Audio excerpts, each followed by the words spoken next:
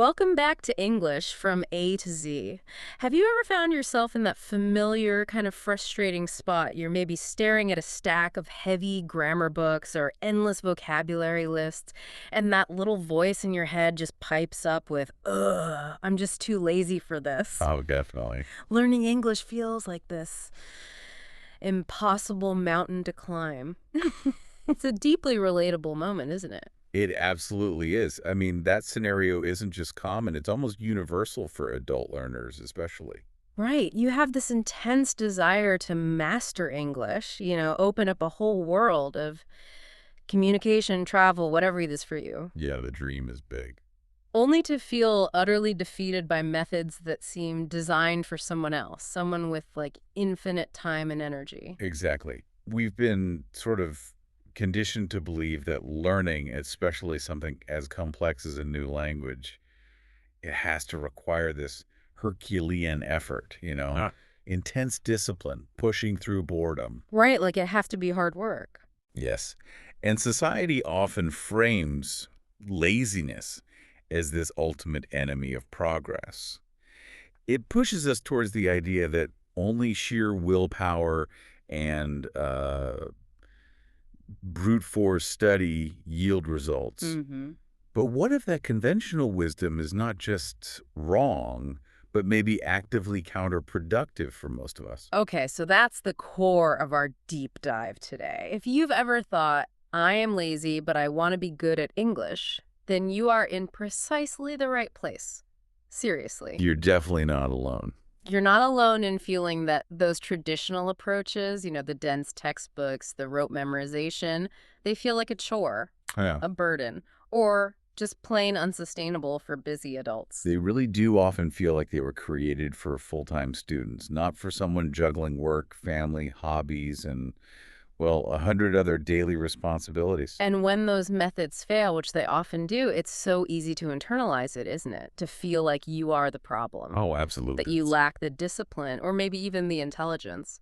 And that feeling of self-blame, it's such a significant barrier. It's crucial to understand that it's rarely, if ever, a reflection of your actual capacity to learn. Okay. More often, it's a profound misalignment, a mismatch between the teaching method and your actual circumstances, or maybe your natural learning style. Hmm.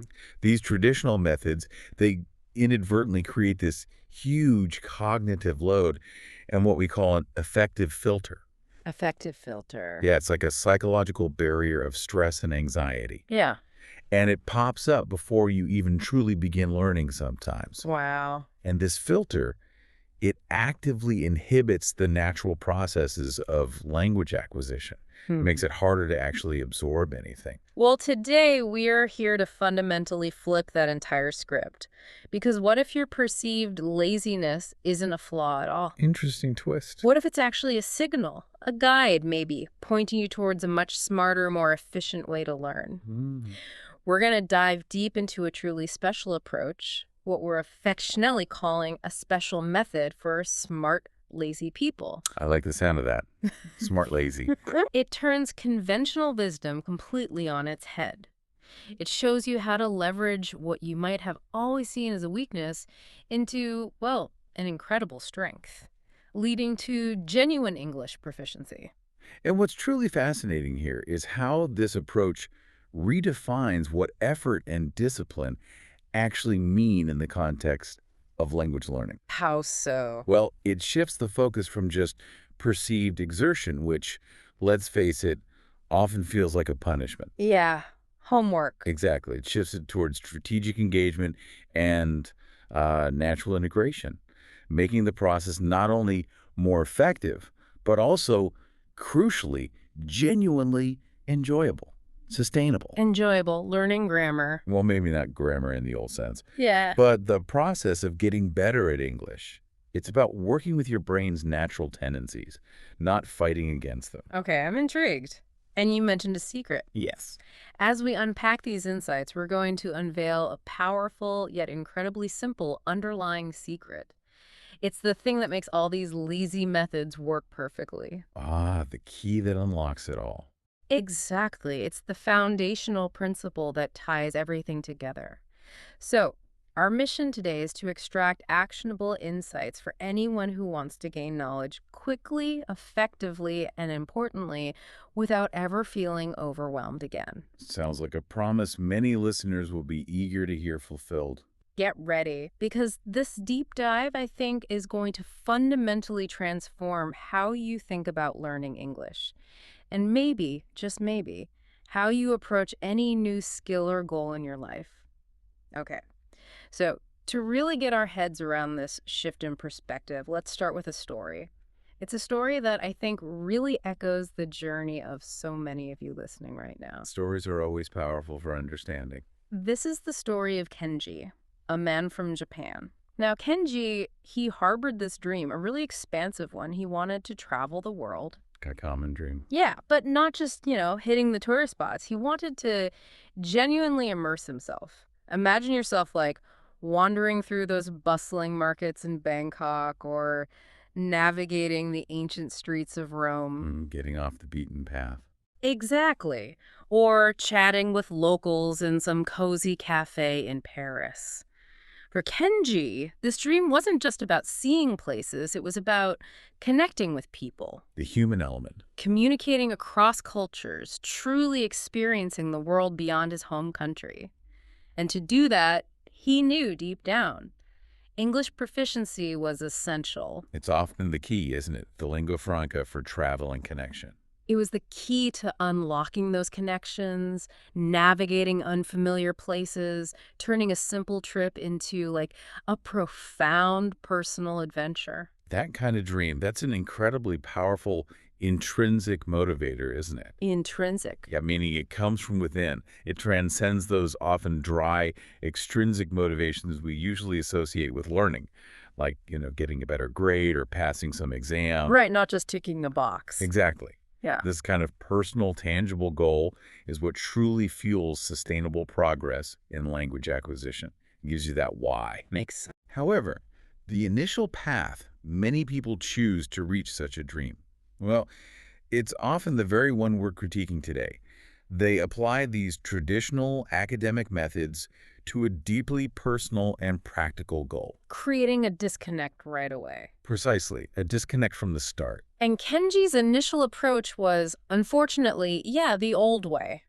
He was incredibly committed, let's be clear about that. He wasn't actually lazy in his intentions. He had the motivation, the dream was strong. Absolutely. He bought many books. We're talking about those imposing, thick ones, the kind that promise to teach you everything about English. Yeah, the door stoppers. Exactly.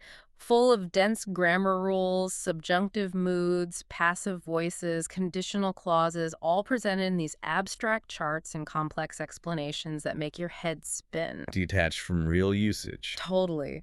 And of course, they contained those never-ending, exhaustive lists of vocabulary words, hundreds, maybe thousands of isolated words just waiting to be painstakingly committed to memory. Apple, book, car.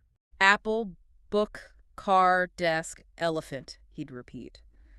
Simple words, yeah, but in isolation, they just felt like abstract data points, didn't they? Not actual tools for communication. This approach speaks to a really pervasive but often misguided belief that the sheer volume of material you consume directly correlates with how much you actually learn. More pages equals more knowledge. That's the assumption. Yeah. But the reality is that such a voluminous, decontextualized approach can be profoundly counterproductive. It creates an illusion of learning, maybe, but without actual assimilation or functional understanding. Illusion of learning. I like that. It's like collecting all the tools in a carpenter's shop, but never actually learning how to swing a hammer or saw a piece of wood properly. You've got the stuff, but not the skill. Exactly. The tools are there, but the skill to use them is absent. And this lack of immediate utility, it significantly increases the cognitive load. It forces your brain to work much harder to make sense of all this disconnected information. Precisely. So, Kenji, with that admirable commitment, that sense of duty almost. He was trying hard. He really was. He set himself this rigorous routine, every single night after a long, exhausting day at work. You can picture it, right? Tired, mentally drained, probably just wanting to relax. Definitely not peak learning time. No. He would force himself to sit down at his desk. He'd open those big, intimidating books. He'd attempt to study, poring over complex grammar rules, trying to differentiate between, I don't know, various tenses, exceptions, obscure conjugations. Things native speakers don't even think about consciously. Right. And he diligently tried to memorize those isolated words, repeating them aloud, writing them down again and again, just hoping that sheer repetition would somehow make them stick. It was an act of pure willpower. Totally. A testament to his dream, for sure, but one that was built on a really unsustainable foundation. That image truly encapsulates the struggle. This is a very disciplined, almost academic approach, probably learned from our traditional schooling systems. Yeah, where language was treated like dissecting a frog, maybe? Exactly. Yeah. A subject to be dissected rather than a skill to be practiced, to be lived. But for an adult learner, especially after a demanding workday, this kind of rote memorization, totally divorced from immediate practical application, is highly inefficient. Why, though? Why doesn't it work well? Well, it just doesn't engage the brain in the way it naturally acquires and retains language. Our brains are fundamentally wired for meaning, for context, for connection. Okay. When you present information in these isolated chunks, it creates significant cognitive friction. It makes it much harder to encode the information and then retrieve it later. It's simply not how our brains are optimized to learn and internalize complex systems like language. And the inevitable outcome of all this intense, yet, as you say, misdirected effort, well, it was pretty disheartening, to say the least. Predictable, sadly. After just 1 week, Kenji was utterly exhausted, physically, mentally, emotionally drained, just wiped out. 1 week. That's fast burnout. And worse, he was completely disillusioned. Those big, thick books that had held so much promise, promising to unlock his dream. They felt incredibly boring, just a monotonous grind, and the words he had painstakingly tried to memorize, Gone. they just refused to stick. He'd repeat apple, book, car one night, maybe feel a flicker of success, only for them to vanish the next morning, like smoke. So frustrating. Which led to this devastating spiral, right? He started to feel stupid, like a total failure. His internal monologue became this harsh critique. Maybe I am too lazy. Maybe I am not smart enough. And what was the devastating consequence of all this self-blame and frustration? He stopped. He abandoned his dream, his vision of traveling the world, connecting with people, which had been so vivid. It just felt far, far away. Yeah. Slipping through his grasp, the sheer effort had led to complete burnout. And this is a textbook example of how an unsuitable method can completely erode motivation, self-efficacy, and ultimately progress. Self-efficacy, like your belief you can do it. Exactly. The brain interprets the immense difficulty of retrieval, the lack of immediate application, the sheer lack of engagement. It doesn't see it as a flaw in the teaching method. It sees it as a flaw in me. Precisely. A sign of personal inadequacy. It's a disheartening cycle that countless aspiring language learners find themselves trapped in. It leads them to prematurely conclude that they simply can't learn languages. When it was the method all along. It's usually not a failure of intelligence or dedication. It's a failure of strategy. It's attempting to force a square peg into a round hole, with the learner taking the hit, bearing the brunt of the perceived failure. And I can almost guarantee that Kenji's story resonates with so many of you listening right now. Maybe you felt that exact same desire, that longing to speak English fluently, but you simply lack the sustained energy or the mental bandwidth or maybe just the sheer motivation for those demanding traditional methods. It's exhausting just thinking about it sometimes. And that's because, let's be honest, the old way of learning is hard. It really feels like it was made for students who have an abundance of time and energy. Like full-time students in a classroom. Yeah. Maybe those in a structured setting with constant reinforcement, external pressure from teachers, and very few competing demands on their time.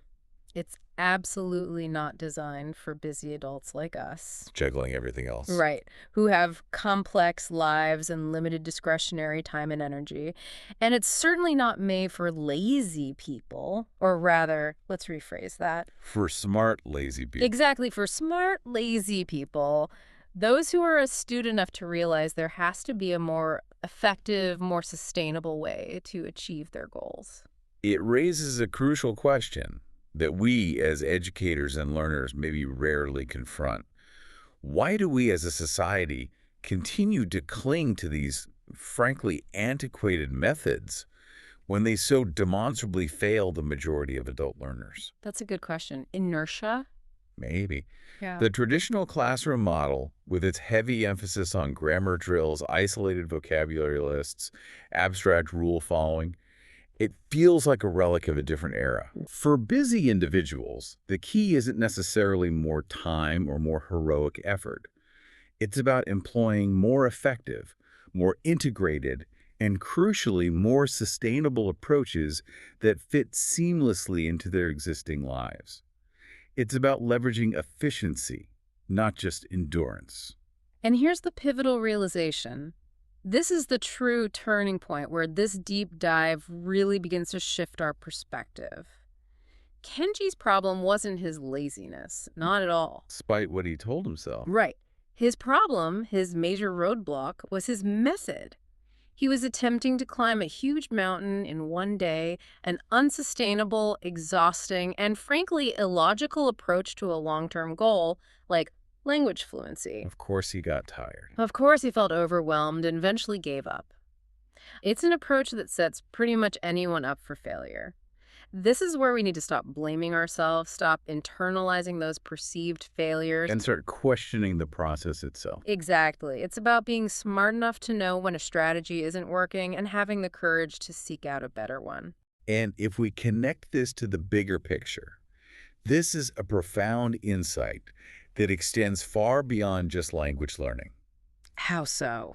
Well, it highlights the universal importance of strategic planning, of breaking down large, daunting goals into manageable, sustainable actions. Trying to sprint a marathon will only lead to exhaustion and quitting. Right. You have to pace yourself. True progress is achieved through consistent pacing, selecting the right tools for the job, and understanding the terrain, so to speak. It's about engineering success through smart design, rather than relying solely on brute force. And that perspective shift is foundational to what we'll explore next. Yeah, buckle up because we're about to hit the core revelation of this deep dive. Many people might have stopped listening by now thinking, oh, just another language learning tip. But you, our dedicated listener, you're still here. Still with us. That tells us something important. You are serious about changing your life, about truly cracking the code on English in a way that works for you. You're looking for that better way. And for you, we have a revelation. This is the simple yet profound secret Kenji eventually discovered, and believe me, it will fundamentally change how you think about learning English forever. A game changer. It's the game changer that makes all the subsequent lazy rules possible and effective. What's fascinating here is how counterintuitive this secret might initially appear. Yeah. It really challenges those deeply ingrained societal notions of what learning should feel like. Arduous, difficult, a test of willpower. Like medicine, it has to taste bad to be good for you. Kind of. And that friction between expectation and reality is often precisely what makes truly transformative ideas so impactful. It demands a recalibration of our understanding of how mastery is genuinely achieved. So the big secret, are you ready for it? Lay it on us. It is this. Yeah. Stop trying to learn English. Instead, just start using English. Stop learning and start using It's simple, right? maybe- Maybe too simple. It sounds incredibly simple, almost deceptively so. But it represents a fundamental paradigm shift in language acquisition. The distinction between learning and using. It's not just semantics. It's deeper than that. It's a profound psychological and cognitive difference, and it's often completely overlooked in traditional language instruction, much to our detriment. It does sound a bit strange, doesn't it? What's the real difference, you might ask? Well, let's unpack this a little. Easy to do. When we talk about learning English, what often springs to mind? For most of us, it's associated with hard work, isn't it? Effort, study, textbooks. Exactly. It feels like a chore, a task you have to do. It's like studying for a test, forced, arduous, something you have to actively make yourself do, often accompanied by a sigh or a groan. There's an inherent resistance there. Yeah, because it's perceived as this separate, difficult, often unpleasant task that sits outside the flow of your normal life. It's often driven by those extrinsic motivators we mentioned, a grade, a job requirement, which are just less sustainable than intrinsic ones. Precisely. Learning in this conventional context often implies this detached, analytical, even passive process. Passive. Yeah, it's about dissecting grammar rules in isolation, Hmm. memorizing vocabulary out of context, engaging in drills that feel completely disconnected from actual communication. Yeah. It focuses on the components of the language And nuts and bolts. rather than its organic function as a tool for connection and meaning. And this creates immense cognitive friction because, as we said, our brains are wired for communication, for understanding and expressing meaning, not just for abstract rule following. It's like trying to understand how an engine works by looking at all the disconnected parts laid out on a tarp, rather than seeing it actually perform its function in a moving car. Okay. But using English, you're saying that's an entirely different beast. Completely different. Using can be fun. It can be easy. It can feel natural. Think about it for a moment. You use your native language every single day, don't you? Constantly, without thinking. You don't sit down nightly to review the grammar of your mother tongue or memorize new vocabulary words from a list, do you? Heavens, no. No. You just use it. You communicate with your family. You understand a news report. You express your feelings. You tell a story. It's an effortless, natural, integrated part of your life. And crucially, it's driven by intrinsic motivators. The desire to connect, to express, to understand. These are incredibly powerful and sustainable drivers. Okay, so the shift is from studying the thing to doing the thing. That's a great way to put it. What stands out here is the critical shift from a goal-oriented academic mindset to an experiential functional one. Experiential. Yeah. When you use your native language, you're engaging with it organically for genuine communication purposes. The goal isn't to master the language itself in some abstract sense, Right. but to achieve something through the language. Express an idea, ask a question, tell a joke, connect with someone. Ah, the language is the tool, not the end goal. Precisely. And this immediate utility makes the process inherently more engaging, more memorable, and far more effective for retention. Your brain isn't just storing data points. It's building functional pathways that are constantly reinforced by real-world application. And that effective filter thing. It dramatically lowers it. The whole Mhm. process feels less intimidating, more enjoyable, less stressful. And that right there is the ultimate goal here. The aim is to make English feel exactly the same way, like an easy, natural, and integrated part of your life. Not a separate subject. Not separate subject you dread. This isn't just a tweak to your study habits. It's a complete and total shift in mindset. It's foundational to Kenji's entire new approach, and it's what fundamentally sets smart, lazy learners apart. Sets them apart from those who remain trapped in that cycle of intense, unsustainable, and ultimately frustrating traditional learning. It's about making English a tool for living, not just an academic subject to conquer. And this mindset shift is profoundly critical because it directly addresses and lowers that effective. Filter those emotional barriers of stress, anxiety, perceived difficulty that so often impede learning. Makes sense. If it feels easier, you learn better. When something feels natural and easy, when it serves an immediate practical purpose, stress levels plummet. The brain becomes far more receptive to absorbing new information, making connections, consolidating knowledge. It's about creating an environment where English stops being a daunting task, And starts being. an indispensable, enjoyable tool for navigating and enriching your daily existence. It cleverly harnesses our natural human inclination towards efficiency and, dare I say, pleasure. Okay, so embracing this powerful new philosophy, this fundamental shift from learning to using Kenji, completely revolutionized his method. He didn't just tweak a few things, he reinvented his entire approach. Throughout the old playbook. Completely. And he created three remarkably simple yet incredibly powerful guidelines for himself. He called them his lazy English rules. Lazy English rules. I love it. And let me tell you, they are truly genius in their elegant simplicity and their profound effectiveness. They are designed to work with human nature, not fight against it. These lazy rules are brilliant precisely because they're engineered to bypass those psychological and cognitive barriers that Kenji and so many others previously hit. How so? They prioritize consistency and immediate utility over intensity and abstract study. That's the pivotal insight for building sustainable learning habits. They're essentially micro-habits. Micro habits. Yeah, tiny actions designed for maximum impact with minimal initial resistance. Okay, let's dive into rule number one, the 5-minute rule. Starting point. Think back to Kenji sitting at his desk trying to force himself to study English for an hour or more every single night. That felt like enormous pressure, right? Immense. Just thinking about it feels heavy. It was a huge, intimidating block of time, demanding a level of energy and mental fortitude he often simply didn't possess after a long workday. It loomed over him like this formidable, unpleasant task, guaranteed to induce procrastination. And eventually, burnout.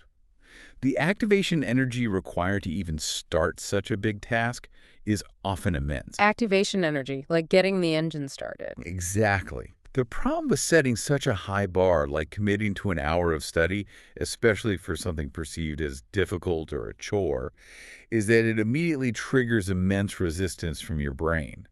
That mental hurdle of, I have to do this big, hard thing, well, it often requires more effort than the actual task itself, Wow. leading directly to procrastination or outright avoidance. It's an unsustainable demand for a busy adult. It activates our brain's natural efficiency mechanism, which tells us, conserve energy, particularly for perceived arduous tasks. Okay. This is where the micro-habit principle comes into play. The smaller the initial commitment, the less resistance there is to starting. Exactly. So Kenji's solution for this was brilliant in its profound simplicity. He committed to doing something in English for just 5 minutes a day. That's it. Just 5 minutes. Only 5 minutes. Think about that for a moment. 5 minutes is so incredibly easy, you genuinely cannot say no. It feels almost ridiculous to refuse such a tiny, almost negligible commitment. It's almost harder not to do it. Right. It's an amount of time that almost anyone can carve out, regardless of how packed their schedule is. It removes that mental hurdle entirely. This minimal commitment is the psychological magic key.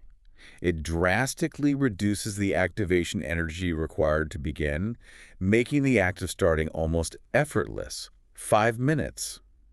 Almost anyone can find that, right? Regardless of how busy they are. Yeah, waiting for the bus, coffee break. Exactly. Yeah. It dismantles the mental hurdle of, I don't have enough time or I'm too tired. This isn't just about reducing the time investment. It's about tricking your brain into seeing the task as non-threatening and therefore non-resistible. Sneaky. It's the consistent, gentle engagement that allows new neural pathways to form without the stress response that comes from perceived difficulty. It's about creating a powerful, almost automatic daily habit. And what did these 5 minutes actually look like for him? It wasn't always the same thing, right? Variety helps too. Yeah. Some days, he'd watch a short, funny video on YouTube in English. Importantly, making sure to turn on the English subtitles. Good tip. Low stakes input. Simple, entertaining, a quick burst of language exposure. Other days, he'd listen to just one English song, maybe something catchy he enjoyed, and then take a minute or two to read the lyrics. Connecting sound and text. Yeah, understanding a few phrases, noticing how words connect. And on some days, when he was truly short on time or energy, or just felt particularly lazy, We all have those days. he'd just open a news app in English and read one single headline. That's it. Just the headline. One single headline. No pressure to understand every word, just to engage for a fleeting moment. Touch the language. These examples are perfect because they illustrate the principle of varied, low-stakes engagement within that minimal time frame. The goal isn't deep comprehension in each instance. Not trying to master the whole article. No, it's about consistent exposure and gentle interaction. Whether it's visual, auditory, or textual, the brain is touching the language in a non-threatening environment. Touching the language. I like that image. This constant gentle interaction is crucial for maintaining interest, preventing burnout, and allowing the brain to unconsciously absorb patterns and structures over time. It's how spaced repetition works naturally consistent. Brief exposures are far more effective for long-term retention than infrequent, intense cramming sessions. The underlying principle here is absolutely crucial. The goal was not full comprehension of every word in the video, the song, or the news article. The immediate goal was simply to touch English every single day. So the contact. 5 minutes isn't scary. 5 minutes is easy. Even what you might consider the laziest person can do 5 minutes. This small, consistent action builds a powerful habit without triggering that internal alarm bell of, this is too hard, or this takes too much effort. Bypasses the resistance. It bypasses that mental block completely, making starting easier than procrastinating. It's about building momentum, not achieving perfection right away. And this consistent, minimal engagement is the cornerstone of robust habit formation. It significantly reduces resistance. Our brains thrive on routines and predictability. Right. We like habits. By making English a daily, almost unconscious interaction, you're building new neural pathways without the stress associated with traditional study. It's like exercising for just 5 minutes a day. You won't look like Arnold Schwarzenegger overnight. Exactly. You won't see dramatic muscle growth overnight, but the consistency builds a robust foundation. And over time, those 5 minutes might effortlessly grow into 10 or 15 because the habit itself is established and feels easy. The habit takes over. What's truly fascinating is how the brain learns best with these small, repeated inputs. They strengthen connections over time far better than infrequent, intense sessions.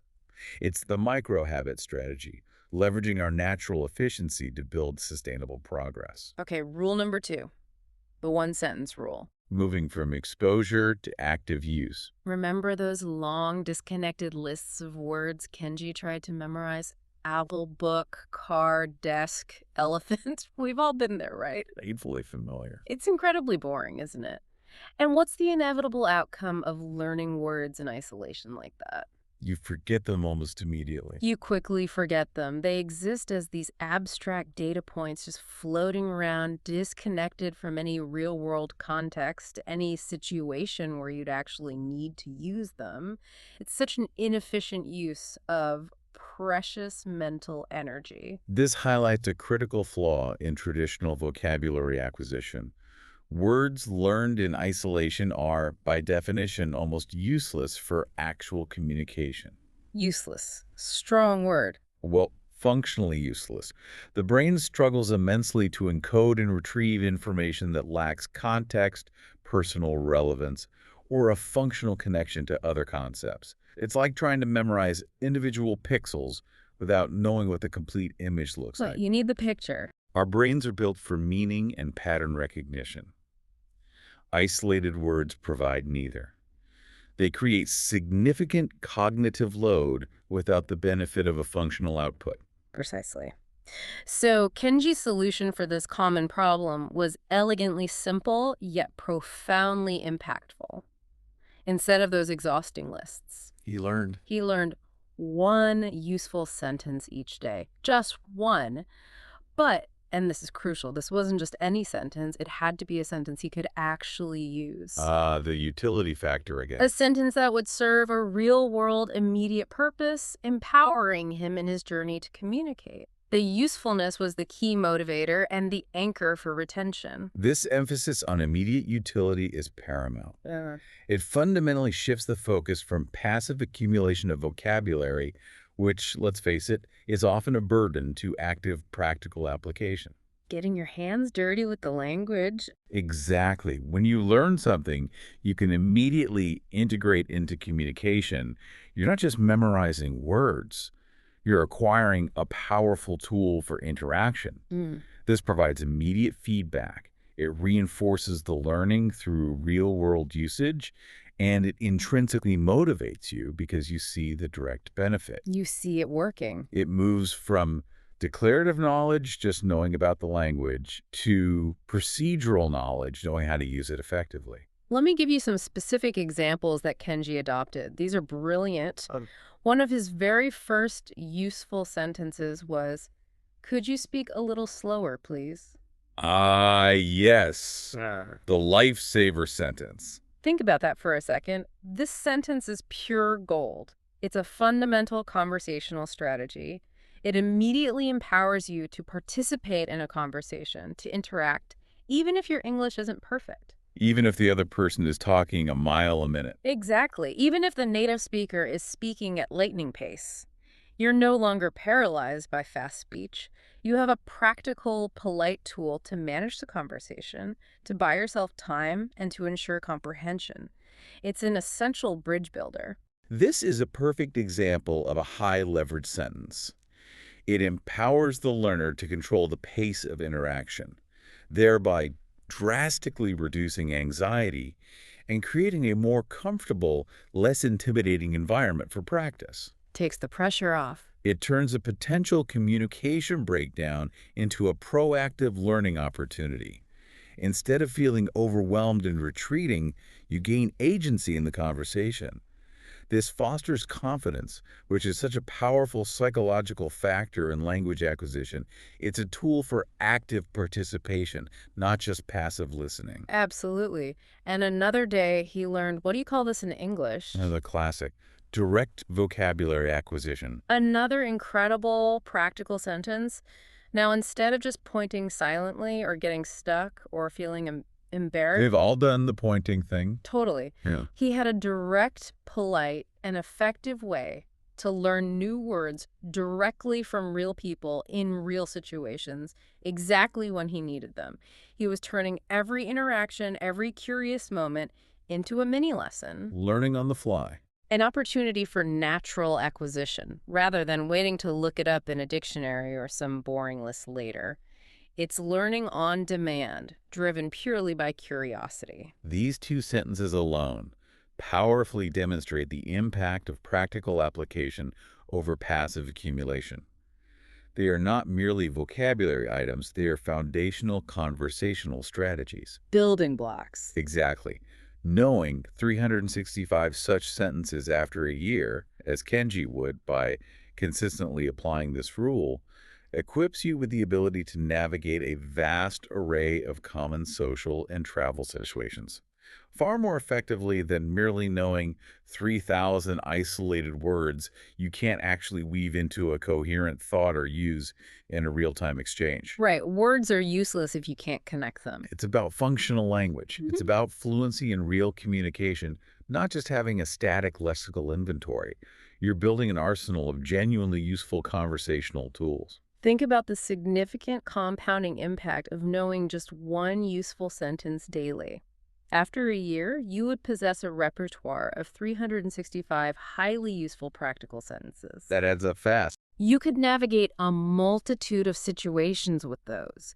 You would be able to handle introductions, ask for directions, order food, express basic needs, manage misunderstandings, and much more.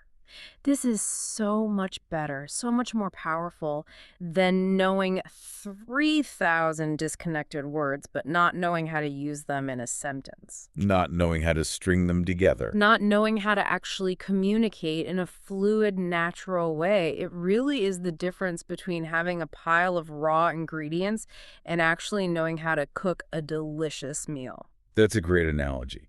And it raises an important question for all learners. What is the true measure of language proficiency? Is it the sheer size of your vocabulary list? Or your ability to effectively and confidently communicate in real situations? Yeah. This rule clearly champions the latter. It demonstrates that a smaller functional lexicon, when integrated into useful practice sentence structures, yields far greater practical results and a much higher sense of accomplishment. Makes sense. It aligns with the fundamental principle that language is primarily a tool for connection and understanding, not just for academic display or dissection. And now, my personal favorite of Kenji's rules, because it leverages something we all already do constantly, maybe even obsessively. Rule number 3, the smartphone rule. Turning our constant companion into a teacher. Clever. Let's face it, one of the biggest, most persistent problems for people trying to learn English outside of an immersive environment, like outside of actually living in an English-speaking country, is the sheer lack of constant, effortless English exposure in daily life. It's easy to go days without hearing or seeing much English if you're not careful. Exactly. Unless you're actively seeking it out, it's remarkably easy to go an entire day or even several days without encountering the language in a meaningful, integrated way. This lack of ambient exposure makes it hard for the brain to naturally acquire the rhythms, patterns, and common vocabulary of the language. That passive ambient immersion is widely cited by linguists as one of the most effective and natural ways to acquire a language, especially for vocabulary. We can't all just pack up our lives and move to London or New York. But what we can do is actively engineer an immersive environment within our existing daily routines. And the smartphone rule brilliantly leverages precisely that omnipresent device into a powerful, always-on language tutor. Absolutely. So Kenji's solution was truly ingenious in its simplicity. He made his phone his English teacher. A free portable teacher. A teacher, I might add, that you don't have to pay, and one that's always with you. He simply changed the operating language on his phone from Japanese to English. Just one tap in the settings, and his entire digital world was transformed. This is a prime example of leveraging ambient learning and environmental design for learning. Your phone is with you constantly. It's practically an extension of your arm, an extension of your daily life. Too true sometimes. You interact with it hundreds of times a day. By simply changing its language, you're transforming this ubiquitous tool into a continuous, low-effort language tutor. It's not about adding a new study task to your list. Which you might resist. Exactly. It's about modifying an existing, almost unavoidable daily habit to maximize language exposure. This eliminates that activation energy problem almost entirely. Now, at first, as you might expect, it was a little confusing for Kenji. A bit of a shock to the system. Yeah. He didn't immediately know what terms like settings or compose message or notifications meant in English. He'd have to tap around a bit, maybe guess based on the icon, or mentally translate. It was a slight friction, sure, a momentary inconvenience. A small hurdle. But here's the crucial transformative part. Because he used his phone every single day for everything from checking the weather to sending messages to setting alarms. Just normal life stuff. He learned these words naturally, organically. He didn't sit down and try to memorize settings. He just saw them again and again and again in context. The context was key. Every time he unlocked his phone, he saw English. Every time he received a message, he saw English system prompts. Every time he opened an app, he encountered English menus or buttons. This beautifully illustrates the power of spaced repetition and contextual learning in its most natural, almost unconscious form. He's not actively trying to learn in that moment. He's absorbing through repeated exposure in a highly meaningful context. Because he needs to use the phone. Exactly. The words are presented exactly when and where they are relevant to his action or his immediate need. This is far more effective than memorizing an arbitrary list in a textbook. It builds strong neural connections without the cognitive burden or conscious effort of traditional memorization. So his brain is doing the work without him trying. Pretty much. His brain is making associations between the English word, its function on the phone, and the visual context, cementing the meaning without him even realizing he's studying. Exactly. He was literally surrounded by English with zero extra effort beyond that initial switch in the settings. His phone was teaching him English while he was just living his life. Learning integrated into living. He wasn't sitting down for a dedicated study session. He was checking the weather, responding to a friend, setting an alarm, browsing social media, and English was just there, gently, persistently seeping into his awareness. It's effortless, constant immersion, literally in the palm of your hand. Integrated into the very fabric of your daily routine. It's the ultimate lazy hack for constant exposure, isn't it? It really is. This is a powerful demonstration of how everyday tools can be transformed into robust learning aids. It harnesses the power of passive immersion, where the learner is continuously exposed to the language without having to actively seek out specific study materials. Mm-hmm. This kind of ambient learning is incredibly effective for building familiarity, intuitive understanding, and practical vocabulary, especially for terms related to daily routines, digital interactions, common commands, things you see all the time. It truly embodies the concept of integrating learning into life, rather than segmenting it as a separate demanding task. It removes the extra effort and makes language acquisition almost a byproduct of just living your normal life. So these three rules, the 5-minute rule, the one-sentence rule, and the smartphone rule, they truly changed everything for Kenji. The mental burden was lifted. He felt lighter, I bet. He no longer felt tired, depleted, or frustrated by his English journey. He certainly didn't feel like a failure anymore. This new way of engaging with English, it did not feel like studying at all. That's the key difference. It felt easy, it felt natural, and crucially, it felt sustainable. He wasn't dreading his study time anymore. He was simply interacting with English in small, manageable, even enjoyable ways that fit seamlessly into his busy life. His motivation transformed. It shifted from that extrinsic obligation I have to study to intrinsic enjoyment and natural interaction. And this transformation is precisely what we aim for in effective learning design. The fundamental shift from dread to ease, from forced study to natural engagement, is the clearest indicator that the method is deeply aligned with human cognitive processes for genuine language acquisition. Right. It creates a positive feedback loop.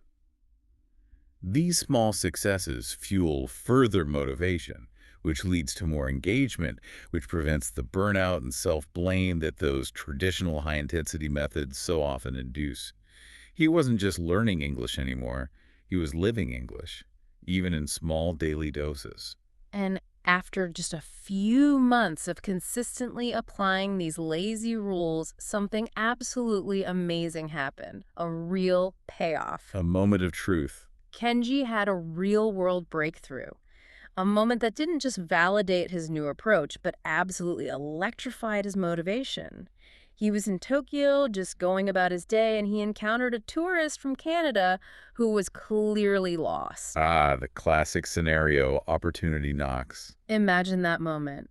An opportunity to use his burgeoning English skills, but also, naturally, a surge of nerves and self-doubt probably kicked in. That familiar tightness in the chest, the thought, can I actually do this? Will I sound stupid? This is where the rubber truly meets the road. All those small, consistent efforts culminate in a real-time, authentic communication scenario. It's the ultimate test of functional language, and the emotional stakes are high. Yeah, no pressure. But Kenji, through his consistent, low-pressure exposure and his strategic sentence practice, he was prepared. not through intense cramming or mastering perfect grammar, But through having the right tools. but through having the practical tools to navigate the situation. This is the real payoff of the using philosophy over just learning. Exactly. Kenji was nervous. Of course he was. But he didn't freeze or retreat. He walked right up to her. He didn't hesitate because he had his simple, useful sentences ready. The ones he'd practiced. The ones he'd been consistently practicing and internalizing. He started with, "Hello, can I help you?" and then, "Where do you want to go?" Simple stuff. Clear and direct. He actually understood her answers, which was a huge victory in itself. A testament to all that daily exposure from the 5-minute rule and the phone rule. That comprehension piece is huge. And then, crucially, when she spoke a little too fast, as native speakers often do, Happens all the time. he didn't panic or give up. He confidently deployed his magic sentence, that invaluable tool from his one-sentence rule. Could you speak a little slower, please? Boom. Tool deployed effectively. What's truly fascinating here is how his simple, pre-learned sentences acted as essential scaffolding. Scaffolding, like support structures. Exactly. They allowed him to confidently initiate and navigate a basic conversation. And then, crucially, his magic sentence provided him with a control mechanism to manage the interaction when it became too challenging. Gave him control back. This demonstrates the immense power of focusing on functional language that empowers interaction, rather than getting bogged down in chasing perfect grammar or building an extensive but ultimately unusable vocabulary. He wasn't speaking perfectly, I'm sure, Probably not. but he was communicating effectively. He was using his tools strategically and dynamically in the moment. This is the essence of practical fluency. And the result? He successfully helped her find her way. And in that moment, for the very first time in his life, he had a real, genuine conversation in English. Amazing. Not a practice drill in a textbook, not a simulated dialogue with an app, but a spontaneous, authentic exchange with a native speaker where he genuinely helped someone. He felt so happy, so proud. I could imagine the feeling. A surge of exhilaration. His dream of traveling and connecting with people was no longer some distant abstract goal. It was starting right then and there. It was tangible, immediate, and deeply personal. It shifted from just a dream to a living reality. And this tangible outcome is the ultimate validation of the lazy approach, isn't it? It connects Kenji's emotional journey directly with practical success. It powerfully demonstrates that sustainable, low-effort engagement can indeed lead to profound real-world results. Proof positive. That feeling of happiness, pride, and accomplishment creates a powerful, positive feedback loop. It reinforces the new learning method and intrinsically fuels future motivation, transforming him into an even more engaged, confident, smart, lazy learner. This direct application of his knowledge, the ability to genuinely help someone and connect across cultures, it solidified his belief in himself and in the efficacy of his chosen method. So we've talked about Kenji's journey, his initial struggle with traditional methods, his brilliant, lazy English rules, and his incredible real-world breakthrough. But remember, at the very beginning of this deep dive, I promised you one final unifying secret. Yes, the secret sauce. The one simple rule that makes all these seemingly lazy methods work perfectly, transforming them from mere tips into a powerful, cohesive strategy. The 5-minute rule, the one-sentence rule, the smartphone rule, they're all based on one profound foundational idea. This is the underlying principle, the foundational insight that underpins the entire approach we've explored. It's the why behind the how, you could say. Exactly. And it's an insight that, once truly understood, is applicable far beyond just language learning.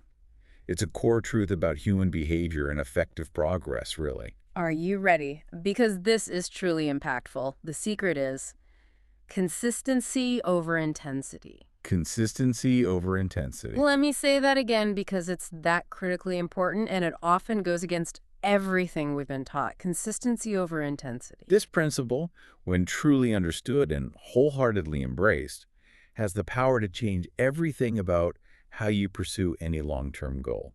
It fundamentally challenges the conventional wisdom that bigger efforts always yield bigger, faster results. Go big or go home, right? That's what they say. That's the myth. In fact, for complex skills like language acquisition or building a new habit or mastering a difficult subject, the opposite is often profoundly true. Intense, infrequent bursts of effort are far less effective in the long run than gentle, consistent engagement. It is so much better, so much more powerful to do a small thing every single day than to do a big, arduous thing just once a week. Think about it in terms of that concrete comparison. Doing just 5 minutes of English engagement every single day Tenji's rule. is actually far more powerful, more effective, and leads to greater long-term retention and fluency than taking an intense 2-hour English class only once a week on a Saturday. That might blow some minds. 2 hours feels like more work. It feels like more work. This might sound counterintuitive to everything you've been taught about studying hard, but it's fundamentally cognitively true. It's about the cumulative impact over time. This directly contradicts the cramming mentality that many of us adopted in school, right? And for good reason. Your brain learns best with small, repeated inputs. Like drips of water curving stone. Exactly like that. Yeah. These frequent, gentle interactions build stronger, more robust neural connections, those neural pathways we talked about. Yeah. Imagine a path in a forest. If you only walk it once a week, even for 2 hours, it might remain overgrown, hard to follow. But if you walk a small section of that path every single day for just 5 minutes, that path quickly becomes well-worn, clear, and easy to traverse. It's about creating persistent, subtle stimulation that allows the brain to integrate new information gradually, naturally, and deeply into long-term memory. Not forcing it all in at once. Right. It allows for subconscious processing and consolidation overnight, which simply doesn't happen as effectively with infrequent, intense bursts. And here's where we truly reframe that often negatively perceived word, laziness. Your inherent tendency towards laziness, maybe it isn't telling you to avoid work entirely. Maybe it's actually a very clear signal. What's it signaling? It's telling you not to do the hard, intense, unsustainable thing because your body, your brain knows intuitively that those things often lead to burnout and abandonment. So listen to your laziness. That sounds radical. Listen to your laziness. It is genuinely telling you to find a better way, a more efficient way, a consistent way. It's guiding you towards optimal efficiency, not necessarily avoidance. It's maybe even a biological imperative to conserve energy. And by embracing it, you can find smarter methods. Exactly. Use that signal to find a path that works with your energy levels, not against them. This reframing is incredibly empowering. It transforms a perceived weakness into a potential strategic advantage. Our natural inclination to avoid arduous, inefficient tasks can, in fact, be a powerful signal to seek out more intelligent, sustainable approaches. It encourages us to question the methods we've been handed down, rather than blaming our own capabilities or willpower when they don't work for us. It's about leveraging human psychology rather than fighting against it. This is the essence of being truly smart, finding the path of least resistance that still leads reliably to maximum results. So what does this all mean for you, our listener? Your laziness is not your enemy. It is, in fact, potentially your guide. Your efficiency advisor. Your efficiency advisor. It guides you to be more efficient, to get the best results with the least amount of perceived effort. Right. And you know what? That is not lazy at all. That is incredibly smart. That is being a smart, lazy learner. It's about working smarter, not harder, and achieving fluency and mastery without the struggle, the burnout, or the constant self-reproach that Kenji initially felt. It's about leveraging consistency to unlock genuine, sustainable progress. What truly stands out here is the evolution of the term lazy itself throughout our discussion. It's transformed from this, pejorative label Doing bad. to a descriptor of strategic efficiency and intelligent optimization. This perspective encourages critical thinking, prompting us to question the assumption that more effort always equals better outcome, and instead to seek out elegant, consistent solutions that integrate seamlessly into our actual lives. It's about fitting the learning to your life. Exactly. Optimizing your learning strategy for your actual life, rather than trying to contort your life to fit some outdated, inefficient learning strategy someone else designed. So embrace your inner, smart, lazy learner. Start with those small, consistent steps, 5 minutes, one sentence. Change your phone language and prepare to watch truly significant compounding results unfold over time. The mountain doesn't feel so daunting when you realize you're just enjoying a consistent, gentle stroll up its path each day. Well, we've taken a truly illuminating deep dive today, haven't we? Rethinking how we approach language acquisition, especially for those of us who might have felt a little lazy or overwhelmed when faced with those traditional methods. Indicator of great exploration. The core message, I think, is now abundantly clear. True efficiency in learning, particularly English, comes not from that arduous, intense study, but from consistent, small, smart, lazy efforts that integrate naturally and almost effortlessly into your daily life. Kinji's transformative story really brought that to life. Yeah. It beautifully illustrates how that simple yet profound shift from trying to learn to simply using can turn frustration and perceived failure into genuine conversational ability and deep personal pride. Absolutely. And if we connect this to the bigger picture, as we touched on, this isn't just about learning English, is it? No, it feels much bigger. This fundamental principle of consistency over intensity has profound implications and applications across so many aspects of personal growth, skill acquisition, and achieving any significant long-term goal. It really challenges us to fundamentally reconsider how we approach any large objective in our lives. This raises an important, maybe provocative question for you, our listener, to carry forward from this deep dive. Something to think about. Leave them with a challenge. Exactly. Where else in your life might you be trying to climb a huge mountain in one day? Are there other areas, maybe learning a new instrument, starting a personal fitness regimen, dedicating time to a creative project, maybe even just tackling household chores? Things we put off because they feel too big. Right. Where you're currently pushing for intense, infrequent bursts of effort, only to feel exhausted, overwhelmed, and eventually give up.